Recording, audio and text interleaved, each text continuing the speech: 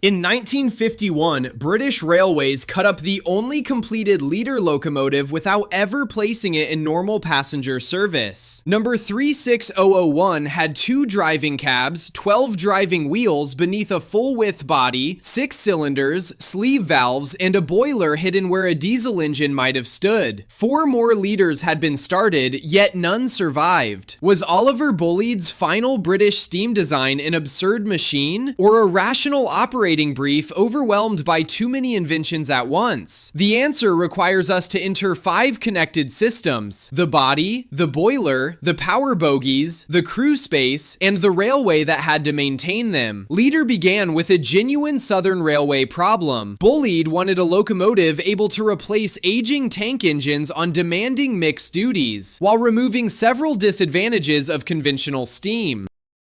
A tank locomotive could run in either direction, but the driver's view was poor when the bunker led. A tender locomotive offered range, but required turning for preferred forward running. Steam engines also demanded daily cleaning, lubrication, and dirty manual work. Electric multiple units already showed the operational value of a driving position at both ends. Bulleid asked whether steam could be packaged with the accessibility and reversibility of modern traction. The accepted design looked more like a box cab diesel than any British steam locomotive. A full-width welded body enclosed the boiler and machinery. Driver's cabs stood at both ends with duplicated controls. The fireman worked in a central compartment beside the firebox. A narrow internal corridor connected the working spaces, allowing the crew to move through the locomotive rather than climb down beside the track. In theory, Leader could arrive, change ends, and depart without a turntable. Under the body were 2 independent 3-axle power bogies. The most accurate white description is 060 plus 060 tank, although 0660 is often used as shorthand. Each bogie carried 3 cylinders, giving 6 in total. Steam acted through sleeve valves rather than conventional piston valves. The center axle in each bogie received the drive, while enclosed chains transmitted motion to the other axle. The bogies pivoted beneath the common body and put the locomotive's entire working weight onto driven axles. This arrangement promised good adhesion and the ability to negotiate curves despite 12 driving wheels. It also multiplied novelty. 2 compact steam engines had to receive steam through moving connections. 6 cylinders and their sleeve valves had to remain correctly lubricated and sealed. Chain drives worked inside oil baths. Bogies that combined cylinders, axles, chains, suspension, and steam pipework had to be accessible for repair. Every system could be defended separately. Together, they made Leader unlike anything a Southern or British Railways workshop maintained. Bulleid had used chain-driven valve gear enclosed in an oil bath on his Pacifics. The idea aimed to protect moving parts from dirt and reduce routine attention. In service, oil containment and maintenance created persistent difficulty. Leader carried the philosophy further. Its sleeve valves were compact and suited the bogie arrangement on paper, but sealing, lubrication, temperature, and wear proved troublesome. Steam could leak past the cylinder rings and valves, reducing efficiency. Repairs required access to machinery hidden behind the clean external casing. The boiler was just as unconventional in its placement. It was a high-pressure welded unit related in broad practice to Bulleid's successful Pacific work, operating at 280 pounds per square inch. The firebox avoided normal stayed water legs, using fire brick and thermic siphon arrangements. But the boiler could not sit on the center line. The internal corridor occupied one side, so the boiler was offset. Coal and water also had to be carried within the body. A decision made for crew circulation, therefore, changed weight distribution across the locomotive.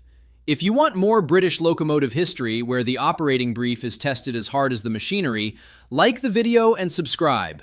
Leader's hidden imbalance now changes the entire case. Construction began at Brighton Works while nationalization approached. 5 locomotives were authorized for construction, and later, proposals imagined a larger fleet, but only 36,001 became complete. The project crossed from the Southern Railway into British Railways before it could establish itself. That timing mattered. Its chief advocate left for Ireland, management priorities changed, and the National Railway was beginning to define standard steam classes while looking beyond steam altogether. An experimental locomotive now had to justify both its technical risks and its place in a new organization. Leader 36001 emerged in 1949. For official photography and much of its test identity, it appeared in plain photographic gray, a color that revealed form without committing to a finished service scheme. Earlier or proposed presentations in lined black must not be casually mixed with those gray trial scenes. The locomotive's slab sides, end cabs, roofline, central chimney, recessed wheel openings, and lack of coupling rods made it unmistakable. It was steam traction stripped of the visual signals by which railway staff and passengers usually recognized steam. The test program exposed faults quickly. The locomotive was heavy, consumed substantial coal and water, and imposed severe conditions on the firemen. The central firing compartment became extremely hot. Unlike the driver, who could occupy the leading end, the fireman worked beside the firebox inside the enclosed body. Ventilation and escape were practical concerns, not minor questions of comfort. A locomotive designed to modernize steam labor had created one of its harshest crew environments at the center of the machine. The offset boiler also produced a more serious discovery. Weighing showed uneven loading from side to side. The corridor, boiler position, bunker, and tanks did not balance as the drawing board promise required. Leader was already much heavier than the versatile tank engines it was intended to replace. Unequal weight complicated righting, component loads, and route availability. The body that offered clean, double-ended operation had forced an internal arrangement that damaged one of the design's basic claims. Here is the midpoint. Leader was not undone by one exotic valve. Its central operating idea shaped the entire locomotive. 2 cabs required a passage. The passage displaced the boiler. The displaced boiler and internal supplies distorted weight distribution. The enclosed body worsened the fireman's environment and hid machinery. The bogie engines solved curvature and adhesion, but multiplied steam joints and maintenance.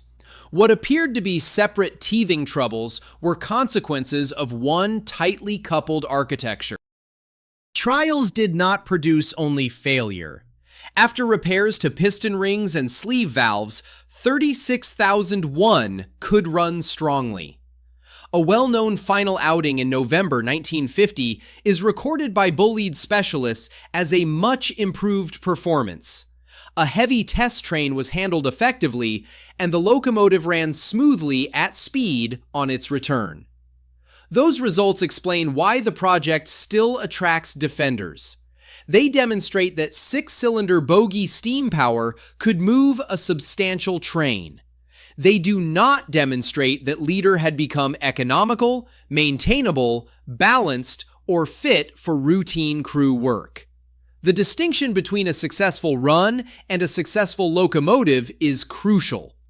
Leader's intended advantage was operational convenience.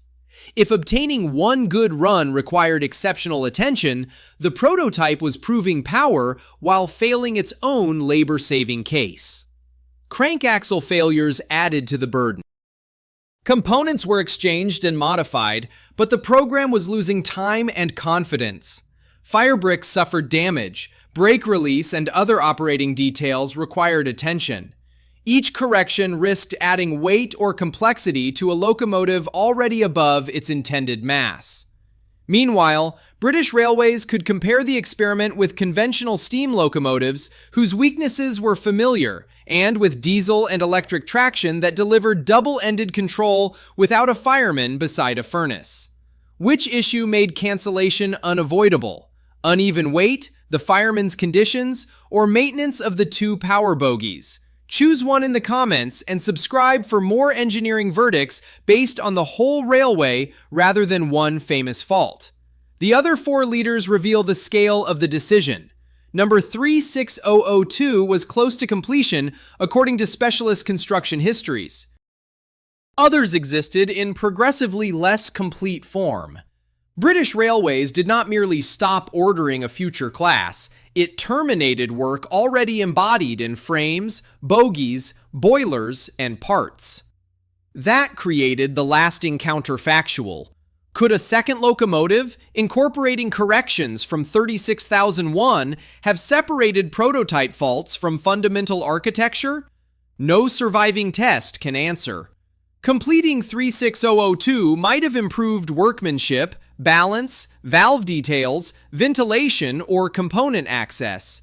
It could also have confirmed that the basic package remained too heavy and maintenance intensive.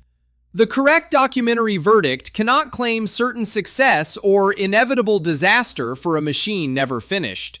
It can say that management faced rising cost, unresolved system-level problems, a departed designer, and a traction policy moving away from radical steam development. Cancellation came in 1951. The completed prototype and the unfinished locomotives were dismantled. No leader entered ordinary revenue service, and no complete example reached preservation. The National Railway Museum holds the smokebox number plate from 36001, one of the very few physical remains. That small plate is powerful evidence precisely because the locomotive behind it vanished. Modern replicas, models, colorizations, and the later Irish turf burner cannot substitute for the British prototype. The Irish machine is an especially important accuracy trap. Bulleid's Coras Jumper Erin number CC1 carried several related ideas, including enclosed bogie steam machinery and chain transmission, but it was not a preserved or rebuilt leader. Its fuel, cab arrangement, boiler layout, and operating context differed. Using photographs of CC1 to illustrate 36001 silently creates a hybrid. The same warning applies to model locomotives finished in speculative black liveries. They can explain design intent, but they cannot become unlabeled photographs of service history. Leader's reputation has also attracted folklore about deliberate mistreatment. Stories of crews sabotaging sleeve valves with sand are repeated without the documentary support required for a firm claim. They offer a seductive explanation. The radical machine was betrayed by conservative railwaymen. That narrative excuses the measurable faults and reduces staff to caricatures. The documented case is stronger without it. The fireman's heat, uneven loading, consumption, component failures, and maintenance access were sufficient concerns. To judge Bulleid fairly, return to the original brief. Two driving cabs were a sensible answer to turning and visibility. Full enclosure addressed cleaning and weather exposure. All driven axles promised adhesion. Welded construction and compact bogie engines pursued weight and modularity. Leader was not a joke drawn without requirements. It was an ambitious attempt to preserve steam by giving it the operating form of newer traction. The failure came from interaction. Steam needs a large pressure vessel, fire, water, fuel, exhaust, lubrication, and frequent inspection. Placing those needs inside a double-ended box did not make them disappear. It forced them into new locations. The corridor displaced the boiler. The central firebox concentrated heat around the fireman. Enclosure complicated access. Two power bogies divided the machinery but doubled interfaces. High pressure and sleeve valves increased the demand for reliable sealing and lubrication. It did not reach that threshold. By the time 36001 ran its best trials, the project had consumed substantial effort without proving routine service. British Railways did not need evidence that the locomotive could move 15 coaches once. It needed evidence that a fleet could do so repeatedly with acceptable fuel, crew conditions, route availability, servicing time, and cost. Leader's strongest run arrived after the organizational decision had largely turned against further development. So, was it absurd? No. The operating goals were coherent, and several ideas addressed real weaknesses of steam. Was cancellation irrational? The surviving evidence does not support that either. The prototype joined too many unproven systems inside an architecture that magnified their consequences. Correcting one sleeve valve did not center the boiler. Improving a crank axle did not cool the firing compartment. A better run did not create a standard maintenance system. The most revealing view is not the famous gray box from track level. It is a cutaway. At each end sits a driver with a clear forward view. Between them, a corridor passes an offset boiler. At the center, a fireman works beside the furnace. Beneath, two 3-axle engines turn through chains in oil baths. Every part answers one requirement, and every answer affects the next. That is Leader's achievement, and its warning. Only the number plate survives because British Railways decided that another prototype was not worth the cost. The absence of a preserved machine encourages fantasy, but the documented design is more interesting.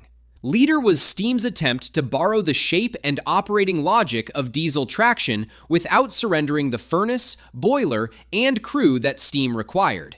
It proved that the shape could be built and that the bogie engines could haul a train. It also proved that changing the envelope did not remove the system inside.